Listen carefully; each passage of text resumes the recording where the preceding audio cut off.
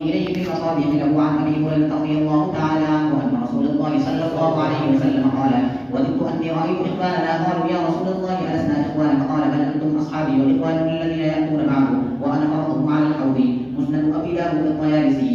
وفي السند المتقدم إلى الإمام الحافظ أبي داود الطيالسي في كتابه المسمى بمسنده قال: في حديث الاستغفار عقب صلاة الركعتين من مسند أبي بكر الصديق وهو أوله: حدثنا شعبة قال: أخبرنا عثمان بن المغيرة قال: سمعت علي بن ربيعة الأسدي يحدث عن أسماء بن أسماء الفزاري قال: سمعت عليا رضي الله تعالى عنه يقول: كنت إذا سمعت من رسول الله صلى الله عليه وسلم حديثا يرفع إلى अस्सलामु अलैकुम सामीन। 25 रजब है, 27 फरवरी है।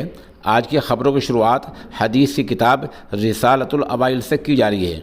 ये जो आपने अभी इबारत सुनी है, ये दरअसल जामिया फलाह-ए-दरैन बिलासपुर मुज़फ़्फ़रनगर में रिसालतुल अवाइल और मुसलसलात पूरी हुई है।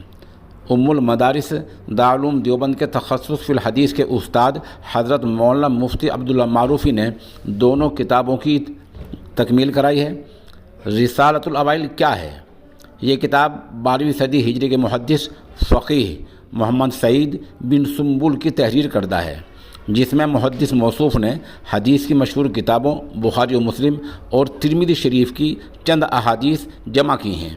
मुहद्दिस मौसूफ़ ने हदीस की उस सनद का ख़ास तौर पर तज़किरा किया है जो उनसे रसूलुल्लाह सल्लल्लाहु अलैहि वसल्लम तक पहुँचती हो। इस मौके पर मौलाना अब्दुल्ला मारूफ़ी ने तलबा को अपनी सनद के साथ हदीस की इजाज़त से भी नवाजा है।